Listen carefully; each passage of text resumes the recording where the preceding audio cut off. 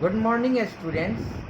Today I am going to start the new chapter, chapter 1, Democracy and Equality, which is from your civics part. Today I am going to discuss some of the important things which are necessary to learn. I will also try to describe you with the Hindi meaning.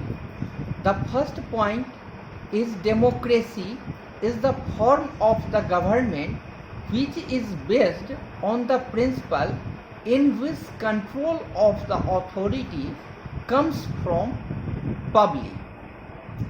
Democracy सरकार का, लोकतंत्र सरकार की वह व्यवस्था होती है जिसमें कि सारा प्रिंसिपल्स जो डिपेंड करता है वह मूल रूप से पब्लिक के हाथों में ही होता है।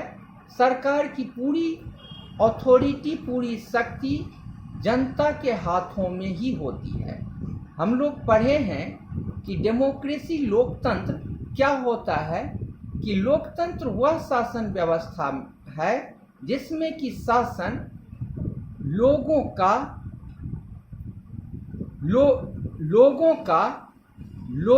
के लिए होता है। Of people, by people, for people, लोगों का, लोगों के द्वारा और लोगों के लिए। The second point is the quality or state of having the same right and social status is called the equality.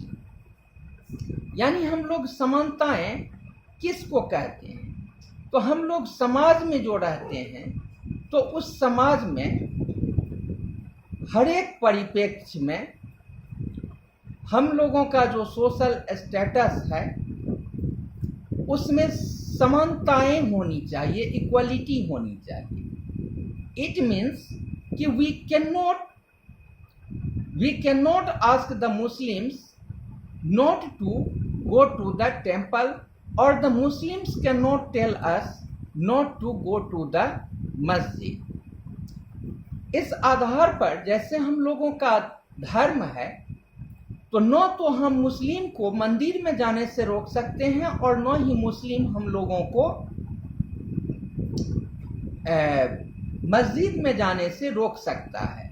इसी को समानताएं कही जाती है। तो यह कॉन्स्टिट्यूशन के अंदर सबको समान रूप से देखने का आश्वासन दिया हुआ है। अब सोशल इक्वालिटी, यह सामाजिक समानताएं क्या होती है? तो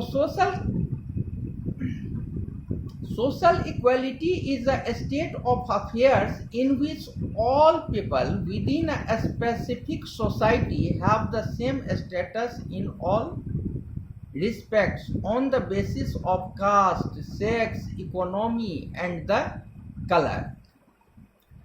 यह कास्ट सिस्टम जो है हम लोगों के यहाँ बहुत पहले से चली आ रही है।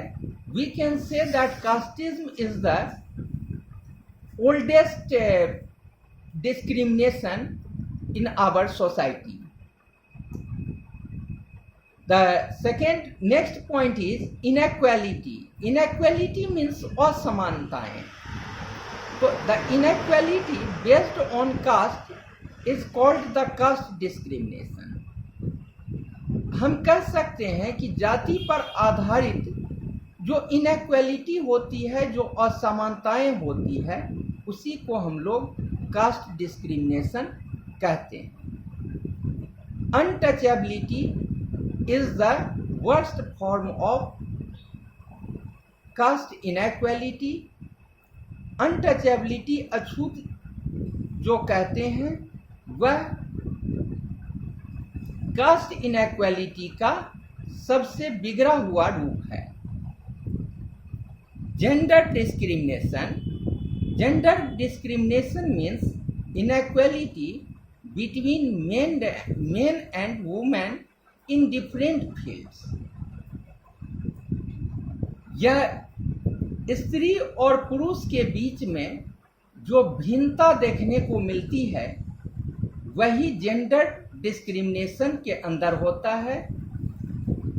We have already seen that girls are supposed to live in the house and the boys are allowed to go to the school to get education. We have tried to change a lot in our society. Still, we have not got success. Economic discrimination means the inequality between the poor and the rich people in the society. Economy discrimination का मतलब होता है कि गरीब लोग और धनवान लोग के बीच में एक डिस्क्रिमिनेशन होता है।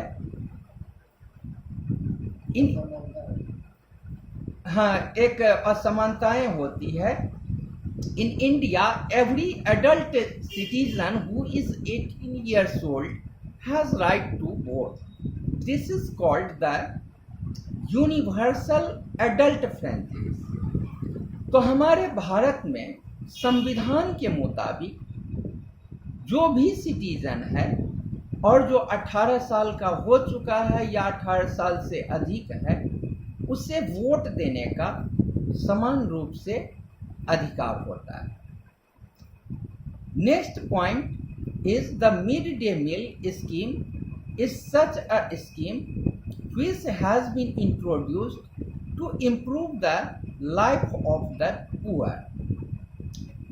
कि मिड डे मील जो है यह लोगों के जीवन में या गरीब लोगों के जीवन में सुधार करने के लिए इसे स्टार्ट किया गया है। Tamil Nadu was the first state to be implement this scheme. इस स्कीम को चालू करने का श्रेय तमिलनाडु को जाता है जो कि सबसे पहले अपने राज्य में इसे लागू किया था। इंडियन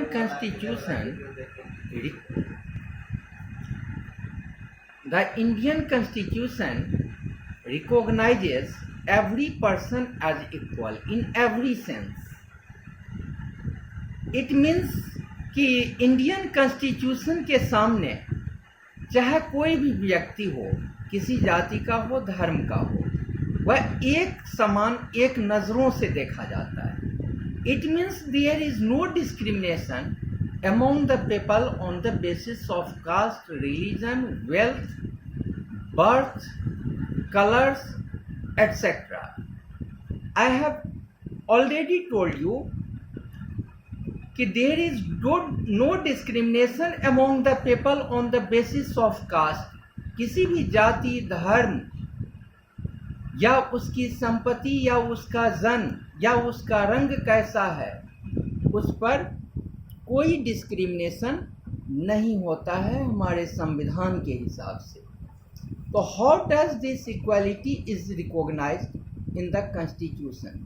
कॉन्स्टिट्यूशन में इसकी पहचान कैसे होती है, इन तीनों पॉइंट्स को हम लोग ध्यान देंगे कि every person is equal before the law on the basis of religion, race, cast,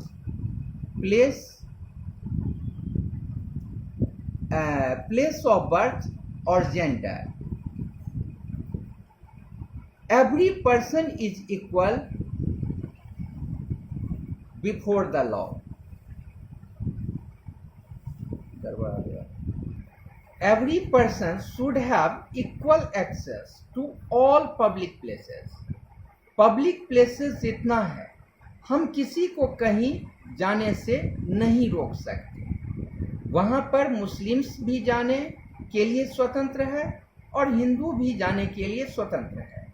ठीक उसी तरह से suppose I belong to the Muslims family and you belong to the Hindus family.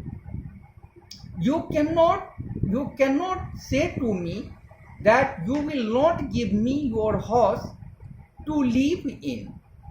If you say, and according to the law, if you are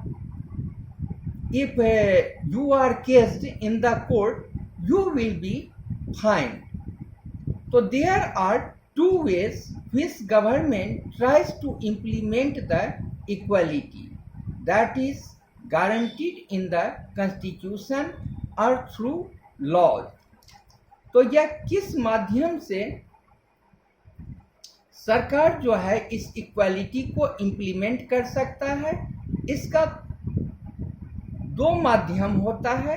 एक तो through laws, कानून के माध्यम से, एग्जाम्पल बैनिंग अनटचेबिलिटी, अनटचेबिलिटी पर ban कर दिया गया है, और दूसरा है थ्रू गवर्नमेंट प्रोग्राम्स और स्कीम्स, जैसे कि मिड डे मील स्कीम होता है। तो inequalities among the people in our societies, we can study these inequalities under the following points. Caste discrimination, it is the oldest discrimination in our society. Untouchability is the worst form of caste inequality. According to it, the upper caste people can never allow them to participate in their any religious ceremony or any party. They never allow the lower caste people to take dinner with them or to sit with them together.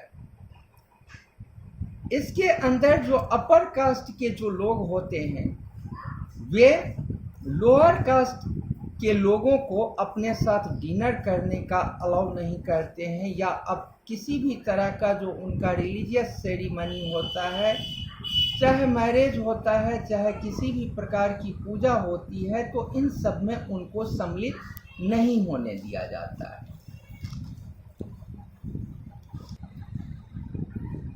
Not only this, they also not want to take water from them. इतना ही नहीं, वे lower caste के लोगों से पानी तक भी लेना पसंद नहीं करते। It means there is complete untouchability among them. इसका मतलब कि आपस में पूर्ण रूप से छुआछूत की भावना होती है। The next is economic discrimination. Economic discrimination has brought wide up gap between men and men. Its main cause is poverty. इसका मुख्य जो कारण है वह गरीबी होता है।